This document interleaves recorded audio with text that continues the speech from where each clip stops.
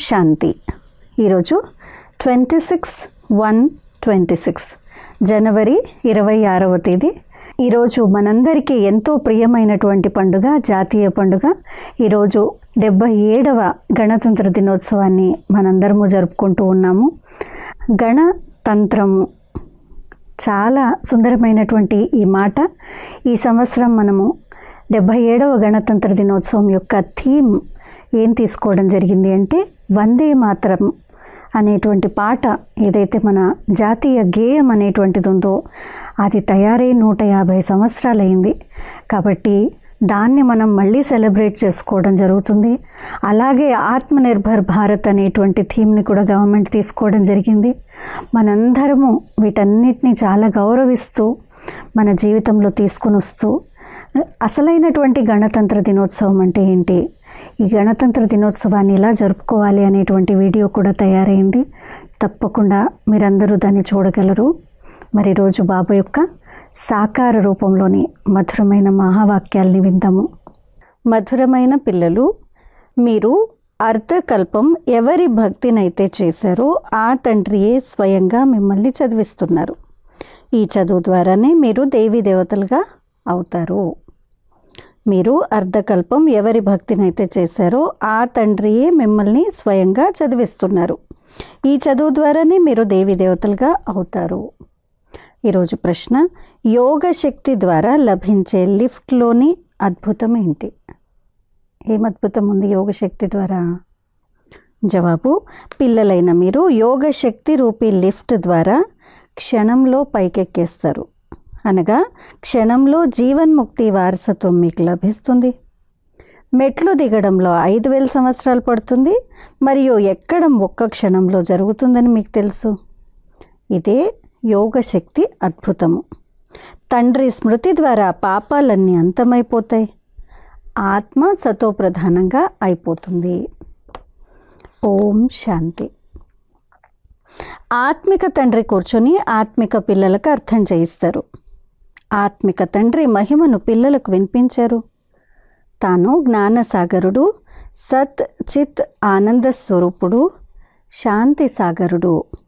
వారికి అన్ని అనంతమైన టైటిళ్ళు ఇవ్వబడతాయి. తండ్రి జ్ఞానసాగరుడు. ఈ సమయంలో మనుష్యమాత్రులందరికీ తాము భక్తి సాగరులని తెలుసు. భక్తిలో ఎవరైతే అందరికన్నా చాలా చురుగ్గా ఉంటారో వారికి గౌరవం లభిస్తుంది. ఈ సమయంలో కలియుగంలో భక్తి, దుఃఖము ఉన్నాయి. సత్యుగంలో జ్ఞానపు సుఖము ఉంటుంది. అలాగని అక్కడ జ్ఞానం ఉంటుందని కాదు. కావున ఈ మహిమ కేవలం ఒక్క తండ్రిదే. తండ్రి మహిమ మరియు పిల్లల మహిమ కూడా ఉంది. ఎందుకంటే తండ్రి పిల్లలను చదివిస్తారు మరియు యాత్ర నేర్పిస్తారు. 2 రకాలైన యాత్రలు ఉన్నాయని తండ్రి అర్థం చేయించారు. భక్తులు తీర్థయాత్రలు చేస్తారు, 4 ధామాలు చుట్టి వస్తారు. ఎంత సమయం అయితే అలా నలువైపులా తిరుగుతారో అంత సమయము వికారాల్లోకి వెళ్ళరు. తాగుడు మొదలైన అశుద్ధమైన వస్తువులను తినరు, తాగరు. కాసేపు బద్రీనాథ్, మరి కాసేపు కాశీ చుట్టి వస్తారు. భగవంతుని భక్తిని చేస్తారు. భగవంతుడు ఒక్కరే ఉండాలి కదా, మరి అన్ని వైపులా చుట్టి రాకూడదు కదా. శివబాబాకు చెందిన తీర్థాలను కూడా చుట్టి వస్తారు. బనారస్లోని తీర్థస్థానం అన్నింటికన్నా పెద్దదిగా గానం చేయబడుతుంది. దానిని శివపురి అని అంటారు. నలువైపులా వెళ్తారు, కానీ ఎవరినైతే దర్శనం చేసుకునేందుకు వెళ్తారో లేక ఎవరి భక్తినైతే చేస్తారో వారి చరిత్ర మరియు కర్తవ్యాన్ని గురించి ఎవ్వరికీ తెలియదు.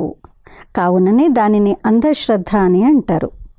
ఎవరినైనా పూజించటము, నమస్కరించటము మరియు వారి జీవన గాథలను గూర్చి తెలుసుకోకపోవడాన్ని అంధశ్రద్ధ అని అంటారు.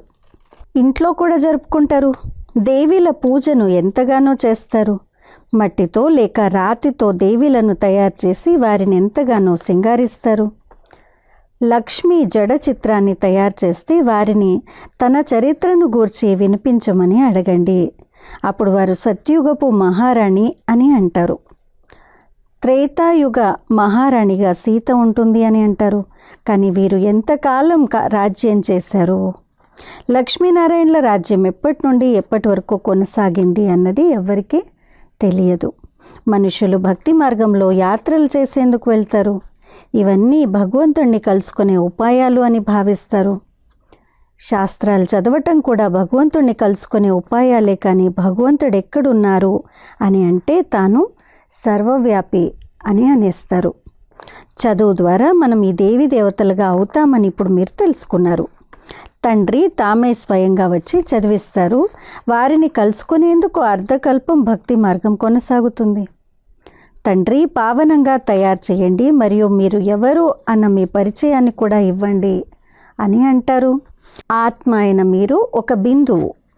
ఆత్మకే ఇక్కడ శరీరం లభించింది, కావున ఇక్కడ కర్మ చేస్తుంది అని బాబా వివరించారు. దేవతలు సత్యుగంలో రాజ్యం చేసి వెళ్ళారు అని వారిని గురించి చెప్తారు. క్రైస్తవులు తప్పకుండా భగవంతుడైన తండ్రి ప్యారడైజ్ను స్థాపన చేశారు, మేము అందులో లేము అని భావిస్తారు. భారతదేశంలో ఆ ప్యారడైజ్ ఉండేది. వారి బుద్ధి కొంతైనా బాగుంది. భారతవాసులు సతో ప్రధానులుగాను అవుతారు, మళ్ళీ తమో ప్రధానులుగాను అవుతారు. కానీ వారైతే అంతటి సుఖాన్ని చూడరు, అంతటి దుఃఖాన్ని కూడా చూడరు. ఇప్పుడు చివర్లో ఉన్న క్రైస్తవ ఆత్మలు ఎంత సుఖంగా ఉన్నారు. ప్రారంభంలో వారు పేదలుగానే ఉండేవారు. డబ్బును కష్టపడి సంపాదించుకోవడం జరుగుతుంది కదా. మొదట ఒక్క క్రీస్తు వచ్చాడు, ఆ తర్వాత అతడి ధర్మస్థాపన జరిగింది. ఇక వృద్ధి జరుగుతూ ఉంటుంది. ఒకరి నుండి ఇద్దరు, ఇద్దరు నుండి నలుగురు, అలాగా వృద్ధి చెందుతూ ఉంటుంది.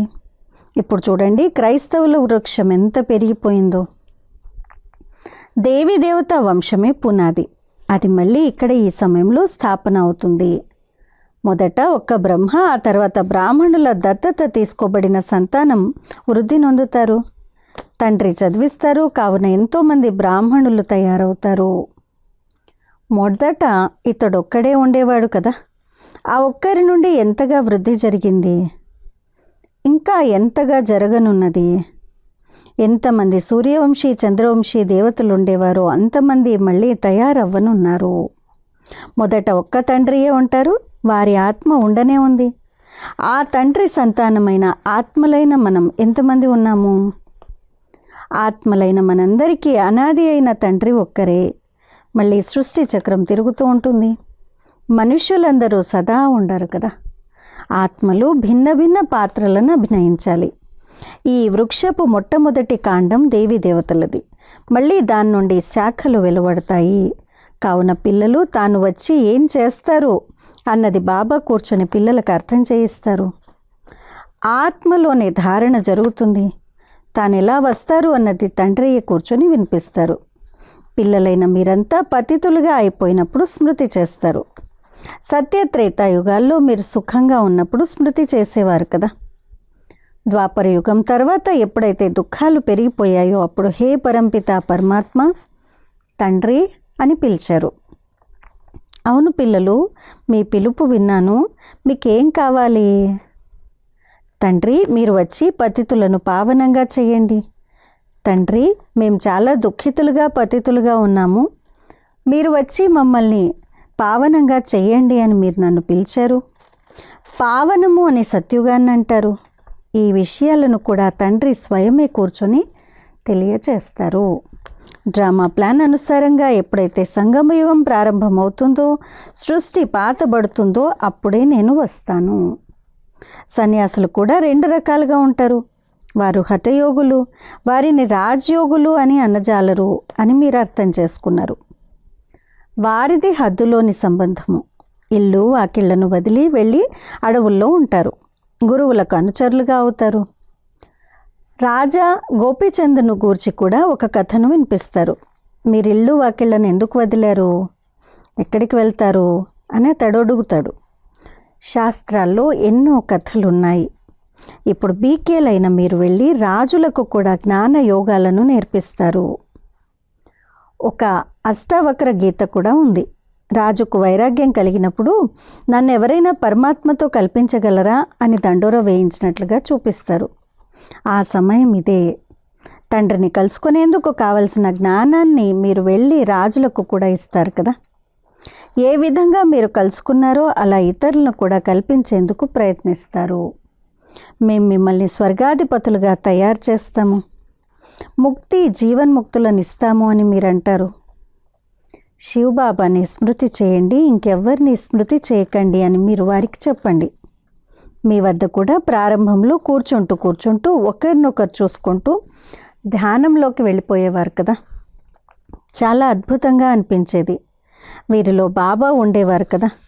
కావున వారు ఆ చమత్కారాన్ని చూపేసేవారు.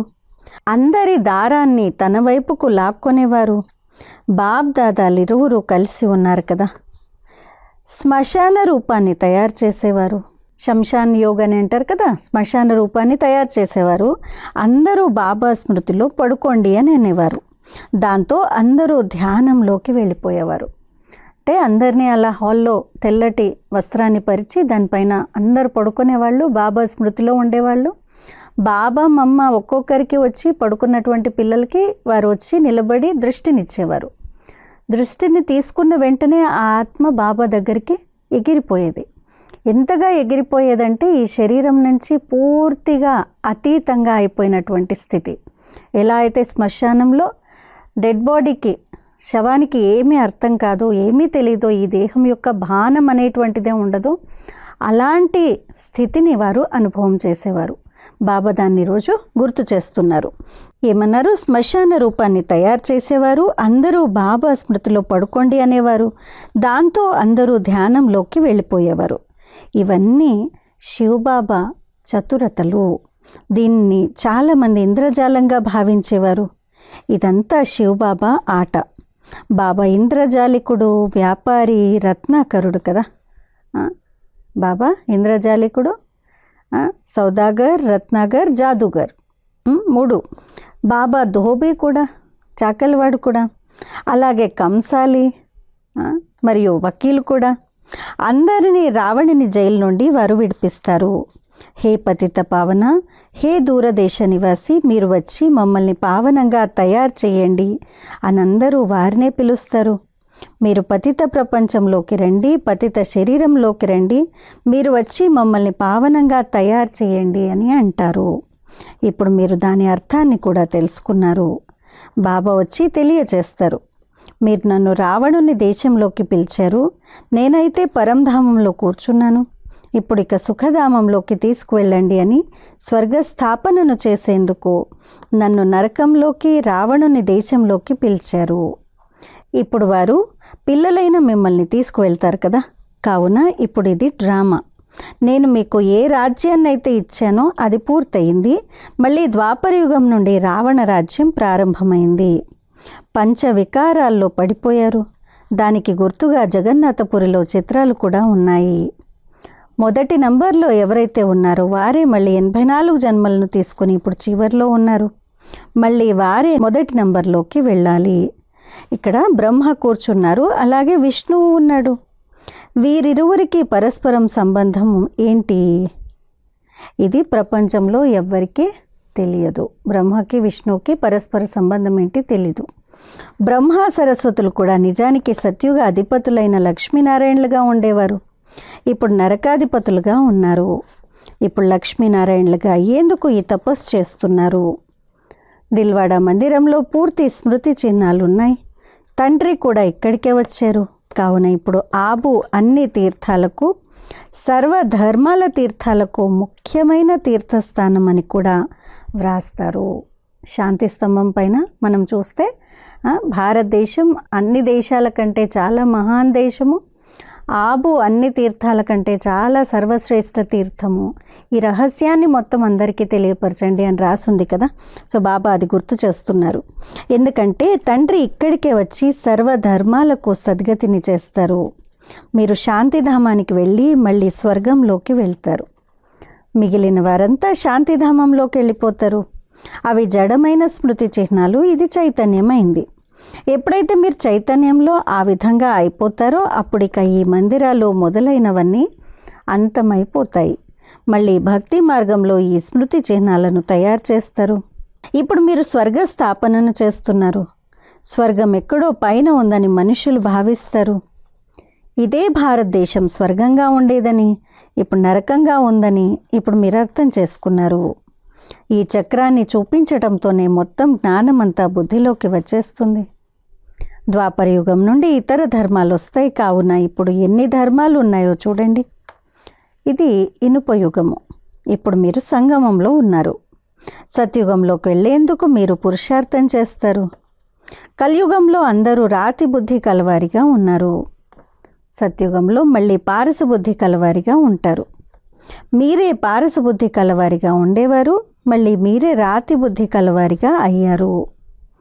మళ్ళీ పారస బుద్ధి కలవారిగా అవ్వాలి. మీరు నన్ను పిలిచారు, కావున నేను వచ్చాను.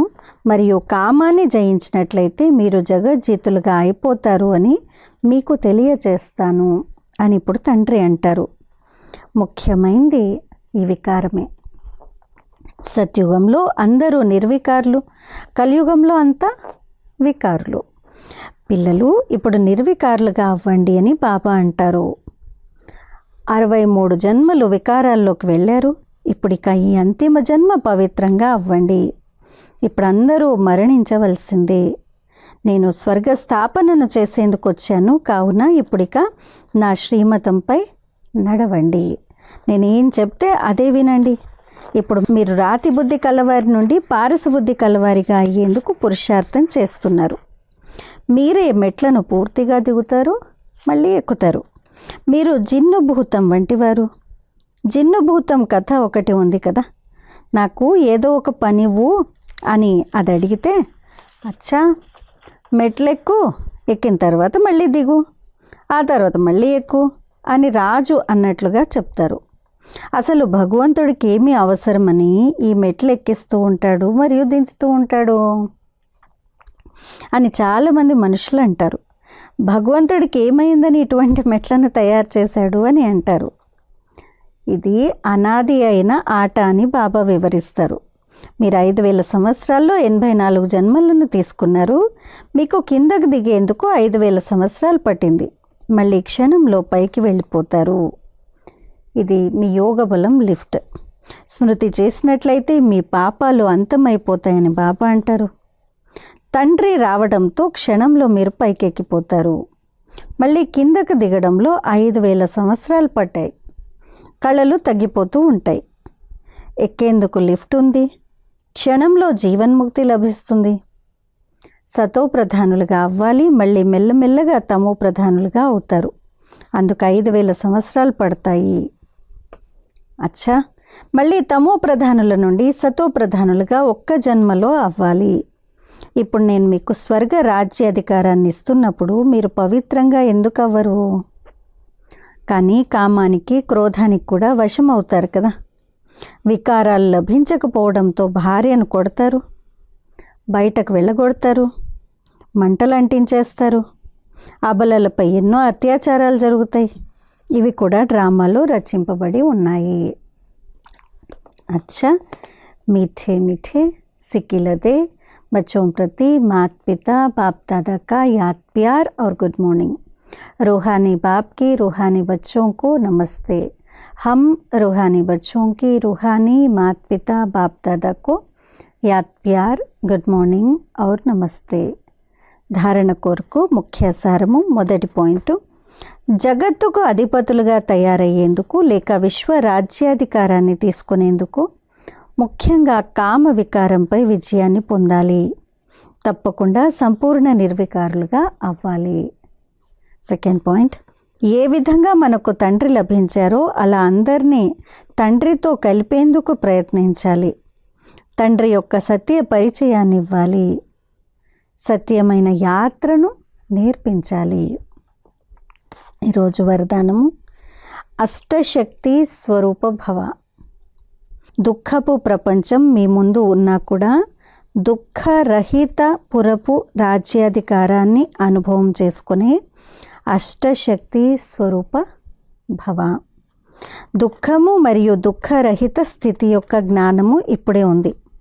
దుఃఖపు ప్రపంచం మీ ముందున్నా కూడా సదా దుఃఖరహిత పురపు రాజ్యాన్ని అనుభవం చేసుకోవడమే అష్టశక్తి స్వరూపులుగా ఉండే కర్మేంద్రియాజీతులైన పిల్లలకు గుర్తు. ఇప్పుడే బాబా ద్వారా సర్వశక్తుల ప్రాప్తి కలుగుతుంది. కానీ ఏదో ఒక సాంగత్య దోషం వలన లేక ఏ కర్మేంద్రియానికైనా వశీభూతమై మీ శక్తిని పోగొట్టుకున్నట్లయితే దుఃఖరహిత పురపు నశ లేక సంతోషం ఏదైతే ప్రాప్తించిందో దాన్ని స్వతహాగానే పోగొట్టుకుంటారు. అప్పుడు ఇక దుఃఖరహిత పురపు మహారాజులు కూడా నిరుపేదలుగా అయిపోతారు. బేగంపూర్కి బాదుషా అని అంటారు కదా. ఎక్కడైతే గమ్ అంటే దుఃఖం అనేటువంటిది లేనటువంటి దుఃఖరహిత పురపు మహారాజులు. స్లోగన్: దృఢత్వపు శక్తి సదా తోడుగా ఉన్నట్లయితే సఫలత కంఠహారంగా ఉంటుంది. దృఢత్వపు శక్తి సదా తోడుగా ఉన్నట్లయితే సఫలత కంఠహారంగా ఉంటుంది. అవ్యక్త ప్రేరణ: ఈ అవ్యక్త మాసంలో బంధనముక్తులుగా ఉంటూ జీవన్ముక్త స్థితిని అనుభవం చేసుకోండి. మీ సంకల్పాల తుఫాన్ కానీ లేక ఏదైనా సంబంధం ద్వారా ప్రకృతి నుండి వచ్చే సమస్యల ద్వారా తుఫాను కానీ లేక విఘ్నం కానీ వచ్చినట్లయితే వాటి నుండి విముక్తి పొందటానికి యోగయుక్తులుగా యుక్తియుక్తులుగా అవ్వండి. యోగయుక్తులుగా కానంత వరకు విఘ్నయుక్తులుగా ఉన్నట్లే.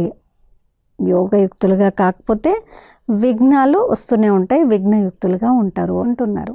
సో యోగ బలాన్ని పెంచుకోవడానికి ఈ మాసము అవ్యక్త మాసం యొక్క విశేష పురుషార్థంలో ఈరోజు స్వమానము: నేను బ్రహ్మబాబా సమానంగా సర్వబంధనాలతో ముక్తుడను, జీవన్ముక్త ఆత్మను. ఈరోజు योगाभ्यासము: मैं आत्मा परमात्मा छत्र छाया की किरणों के नीचे सर्व विघ्नों से, समस्याओं से, प्रकृति के प्रभाव से मुक्त योग युक्त जीवन मुक्त स्थिति का अनुभव कर रही हूँ.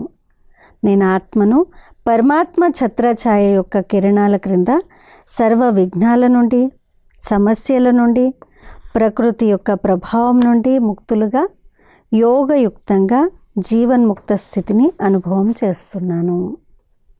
ఈరోజు ధారణ: अपने संकल्प, संबंध और प्रकृति द्वारा आने वाले तूफानों से बचने के लिए యోగయుక్త యుక్తియుక్త హోకర్ చల్నా. తమ సంకల్పాలు, సంబంధాలు, ప్రకృతి ద్వారా వచ్చేటువంటి అనేక తుఫాల నుండి రక్షించుకోవడానికి యోగయుక్తంగా మరియు యుక్తియుక్తంగా ఉంటూ నడవండి. యోగయుక్తంగా యుక్తియుక్తంగా నడుద్దాం. అచ్చా. ఓం శాంతి.